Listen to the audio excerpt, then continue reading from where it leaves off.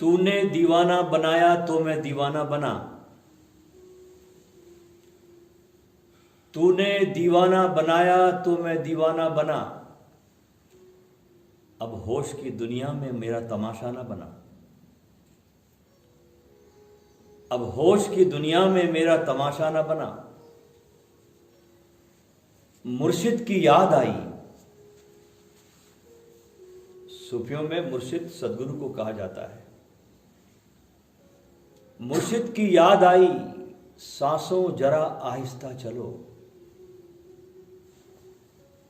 धड़कनों से भी इबादत में खलल पड़ता है।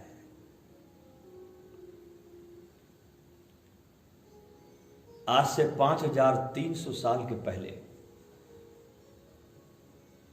भगवान कृष्ण ने जो बांसुरी में स्वर फूंके थे, वो ऐसे स्वर है जो सनातन और शाश्वत है। 5300 साल के बाद भी कृष्ण हर युग में प्रासंगिक लगते हैं। ऐसा संगीत उन्होंने दिया इस धरती को, ऐसा गीत दिया, गीता रूपी ऐसा गीत दिया इस धरती को कि दुनिया का कोई भी ग्रंथ इसका सानी नहीं है, इसका मुकाबला नहीं कर सकता। भगवान कृष्ण ने इस कलयुग में कैसे जीना है, इसके लिए उन्होंने अवतार लिया था। अब ये अवतार जो उन्होंने लिया, इसमें उन्होंने क्या बताया हमें, ये समझने की और गौर करने की बात है कि उन्होंने क्या बताया। एक तो ये बताया उन्होंने कि तुम्हारे जीवन में चाहे युद्ध जैसी कैसी भी स्थिति क्यों ना हो, लेकिन ध्यान जरूर करना। और तुम चाहे योगी हो, चाहे तुम ज्ञानी हो, चाहे तुम कर्मशील हो, चाहे तुम सन्यासी हो, हर चीज के आगे एक शब्द जोड़ दो। कौन सा शब्द बताया उन्होंने? योग। कृष्ण कहते हैं जीवन में हर शब्द के आगे योग को जोड़ो, तुम्हारा कर्म भी कर्मयोग हो जाए। अभी हमारा कर्म कर्मयोग नहीं है, इसलिए हम दुखी हैं। इसलिए हर कर्म विपरीत परिणाम लाता है जीवन में, क्योंकि योग उससे जुड़ा नहीं है। यहां तक कि तुम्हारा विषाद, तुम्हारी निराशा भी तुम्हें अगर योग से जोड़ दे, क्योंकि फिर योग से जुड़ते ही विषाद विषाद नहीं रहता, वो प्रसाद बन जाता है। जीवन के सारे दुख, सारी निराशाएं, उसको भी अगर आप योग से जोड़ दो तो जीवन फिर विषाद नहीं रहता, प्रसाद बन जाता है, प्रसन्नता बन जाता है, खुशी बन जाता है। उन्होंने कहा कि तुम्हारा ज्ञान भी ज्ञान नहीं होना चाहिए, ज्ञान योग होना चाहिए। अब आप देखते हैं गीता में 18 के 18 अध्याय सबके पीछे योग जुड़ा हुआ है। ज्ञान योग, कर्म योग, विषाद योग, सब में कृष्ण ने योग को जोड़ा। तुम्हारी भक्ति भी सिर्फ भक्ति नहीं होनी चाहिए, भक्ति योग होना चाहिए। सन्यास भी सिर्फ सन्यास नहीं होना चाहिए, सन्यास योग होना चाहिए। कृष्ण कहते हैं सब में योग को जोड़ा। तुम कुछ भी पालो, कृष्ण कहते हैं कितनी भी विभूतियां पालो, सिद्धियां पालो, उसको भी कहा विभूति योग। सब में योग को जोड़ो। योग क्यों क्यों जोड़ने को कहा कृष्ण ने? कि किसी भी चीज को बहुत कुशलता से करने का नाम योग है। और योग का एक मतलब होता है जुड़ना, कनेक्ट होना। जिससे हम बिछड़ गए हैं उससे मिलने का नाम योग है। बिछड़ तो है हम, हमारे भीतर जो आत्मा है, ये परमपिता परमात्मा का अंश है और इससे हम बिछड़े इसलिए हम दुखी हैं। और जैसे हम इसके साथ अपने परमपिता परमात्मा के साथ एक हो जाते हैं, हमारे भीतर आनंद की अजस्र धारा बहने लगती।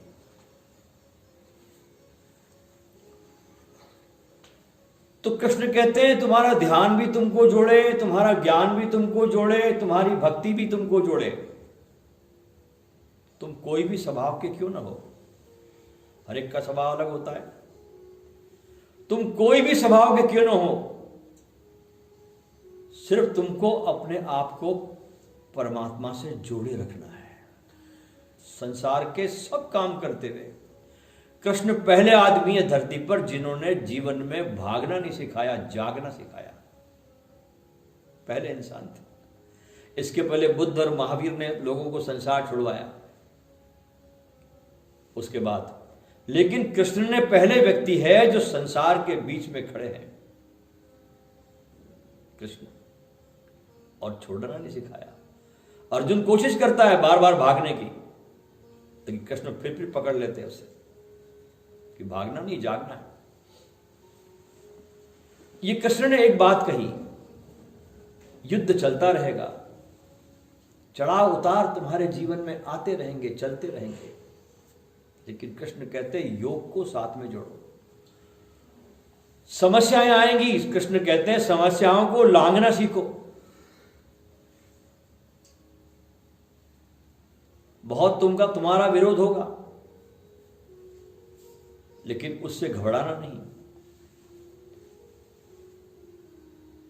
और कृष्ण कहते हैं कि अगर धर्म का कवच पहनकर अगर तुम्हारे सामने तुम्हारे रिश्तेदार भी आ जाए और अधर्म की बातें करने लगे, तो वहां भी उसका विरोध करो। गीता महाभारत का युद्ध हमारे सामने है। इन लोगों को खूब समझाया गया, शांति के पाठ पढ़े गए, हाथ पैर जोड़ लिए गए कौरवों के आगे। यह भी कह दिया कि 5 गांव सिर्फ दे दो, मत दो कुछ, इतने में झगड़ा खत्म हो जाएगा। लेकिन ये दुष्टता करने से पीछे नहीं हटे। इसलिए कृष्ण कहते हैं अब एक ही मार्ग बचा है कि अब सर्जिकल स्ट्राइक हो जाना चाहिए।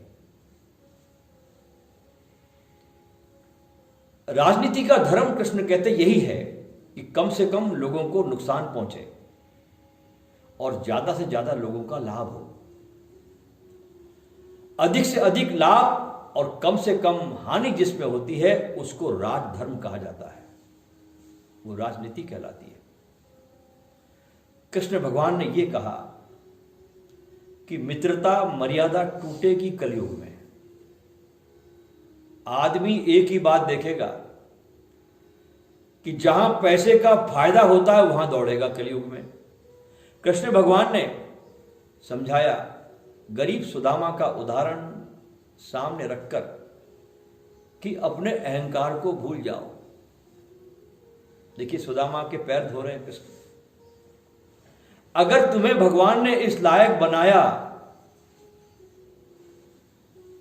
कि किसी गरीब को ऊंचा उठा सको तो यह तुम्हारा बड़प्पन है, कृष्ण कहते हैं। इससे तुम छोटे नहीं होते। तुम्हारी मित्रता भी भगवान से जोड़ने वाली होनी चाहिए। अभी हमारी सारी मित्रता अगर देखें तो पूरी स्वार्थ पे टिकी, तो भगवान का उसमें नामो निशान नहीं है। सारी मित्रता स्वार्थ की है, उसमें भगवान के जोड़ का सवाल ही नहीं उठता। इसके बाद कहते हैं कि जीवन में संगीत को मत छोड़ देना, इसलिए उनका प्रतीक है बांसुरी। बंसी बजती रहे, वो भी कौन सी बंसी? चैन की बंसी। कृष्ण कहते हैं तुम्हारे जीवन में चैन की बंसी बजती रहनी चाहिए, आनंद की बंसी बजती रहनी चाहिए। और ये ध्यान रखना कि कृष्ण झुकते भी है और कृष्ण झुकाते भी है।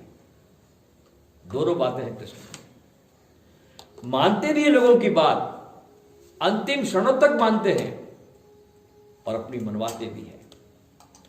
प्रसन्न रहते हैं और प्रसन्नता बांटते भी हैं।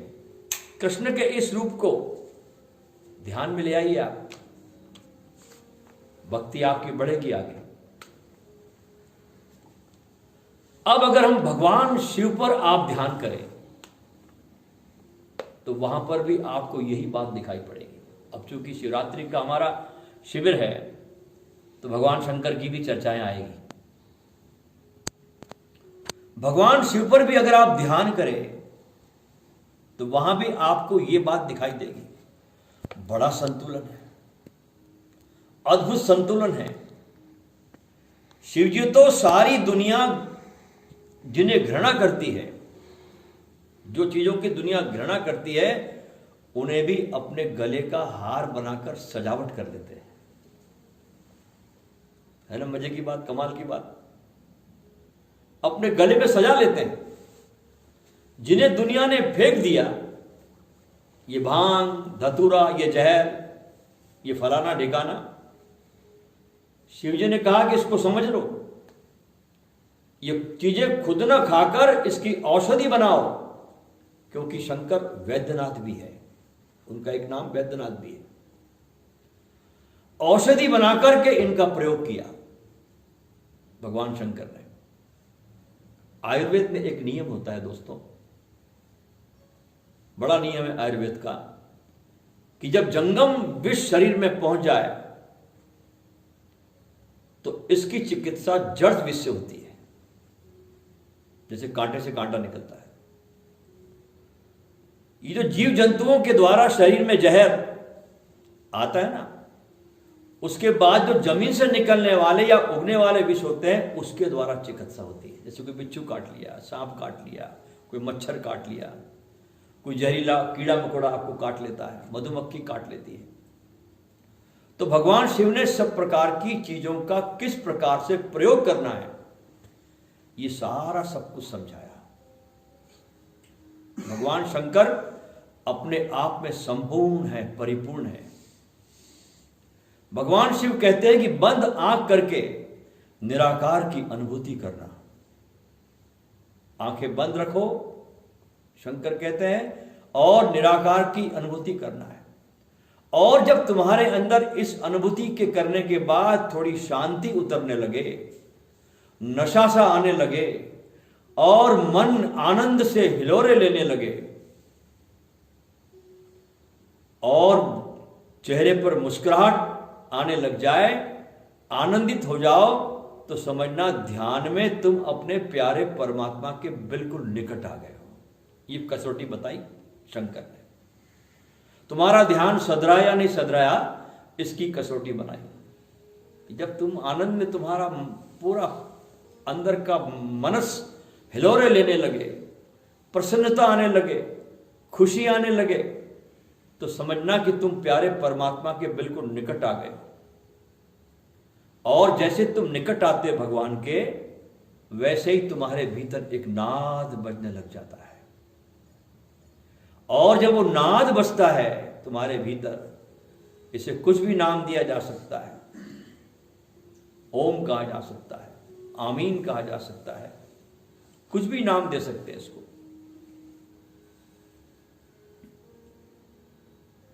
तो समझना कि वो धाम, वो परमात्मा का गांव अब ज्यादा दूर नहीं है।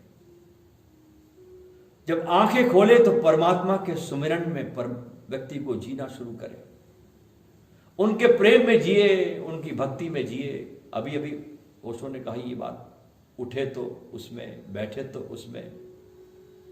यही बात शंकर कहते हैं। जब ऐसा हो जाए तो समझ लेना कि हमारे भीतर भक्ति उतर आई है और हमने ईश्वर का अनुग्रह प्राप्त कर लिया। अब वो इसी पल में आनंदित होना साधक सीख जाता है, भविष्य उसके लिए मिट जाता है। जिंदगी के आखिरी पलों तक पहुंचकर भी मनुष्य खुशियां नहीं मना पाता, लेकिन भक्त भगवान के प्रेम में पढ़कर के आनंदित रहना सीख जाता है। और जो व्यक्ति ये सीख जाता है आनंदित रहना, समझना कि भगवान की कृपा उस पर हो गई।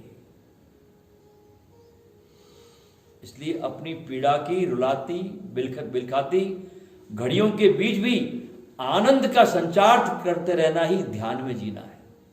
ये ख्याल रखना। जीवन की विपरीत घड़ियों में भी आनंदित होकर जीना, तो समझना आपका ध्यान फल गया।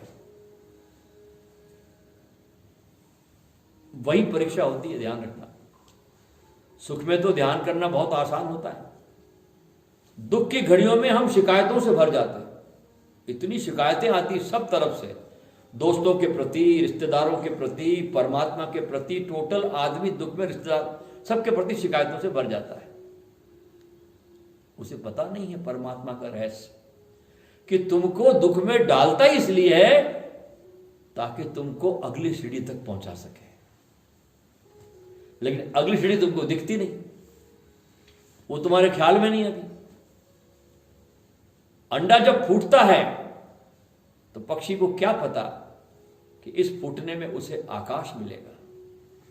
ऐसी जब दुख हमारे जीवन में आते हैं तो समझना कि परमात्मा तुम्हारे अंदर विकास की प्रक्रिया को शुरू कर रहा है, ऑपरेशन कर रहा है तुम्हारा और ठीक होने के लिए। हमारे देश में सभी ऋषियों ने, मुनियों ने, ज्ञानियों ने भगवान शंकर की उपासनाएं की, राक्षसों ने भी की, क्योंकि सबसे सहज शिव जी है। कभी आपने ख्याल किया, दुनिया में दो देवताओं के मंदिर हर जगह मिलते हैं आपको, हर जगह, हर गांव में दो ही देवताओं के मिलते, ज्यादा में ज्यादा। एक मिलते भगवान शंकर के और दूसरे मिलते हनुमान जी के। क्यों? क्योंकि दोनों बड़े सहज हैं। कृष्ण का मंदिर बनाना हो आपको तो कोई भी पत्थर की पिंड रख के झाड़ नीचे आप कृष्ण का मंदिर नहीं बना सकते। लेकिन शंकर जी का बनाना हो बहुत आसान है, एक गोल पिंडी उठाई, किसी नदी से उठाई और झाड़ के नीचे रख दी, हो गए भगवान शंकर स्थापित।